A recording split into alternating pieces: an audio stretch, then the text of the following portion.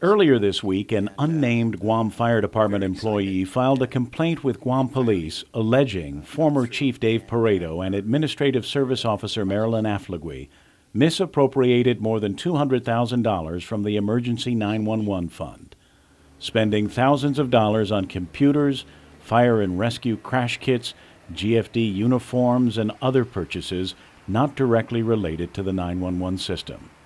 Today, GFD spokesman Captain Andy Arceo acknowledged that Acting Chief Ray Perez has authorized an internal investigation into the allegation.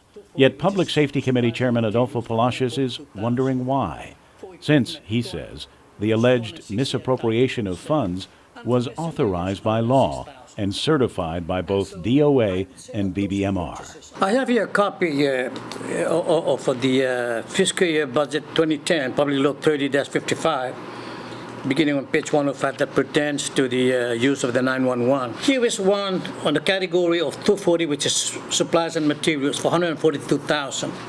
For equipment, this is $268,047, and for miscellaneous, $106,000. And so I would say that those purchases are authorized under this authorization. This is the breakdown on the budget of what the E91 special funds are going to be applied on. And it's here. This is the document that authorized for the expenditure of those funds according to the breakdown here, as authorized in this public law. We authorize that. So nothing wrong was done? Based on this, there's nothing wrong. The Emergency 911 service is funded by a $1 surcharge on your local phone bill. The funds are supposed to be used to maintain and upgrade the system.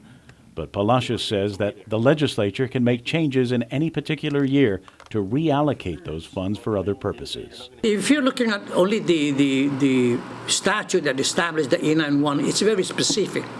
But understand that the legislature, from time to time, in any budget document, we can do such a thing as miscellaneous provision, applicable only for that fiscal year, though, and nothing changed. It has not changed the substance, the substance of the statutes that created the 911. But we can make exemption from time to time, and this is one of those things. GFD spokesman Captain Andy Arceo says the reason why the acting chief launched an internal investigation is because a police complaint had been filed.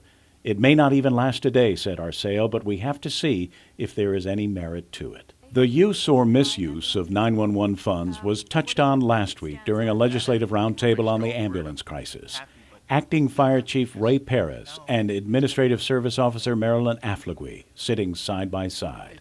A question was raised about why the acting chief had relieved Affligui's authority to certify funds. Acting Fire Chief Perez said that he removed her authority to certify funds because he was concerned about this allegation.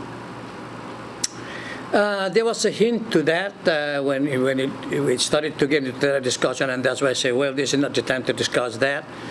But again, if I were the acting fire chief, to actually strip the ASO of that authority when her function in the past has always been with the approval of the OPA, with DOA, and with the AG's office, and to, without looking into researching some more, he would have found this.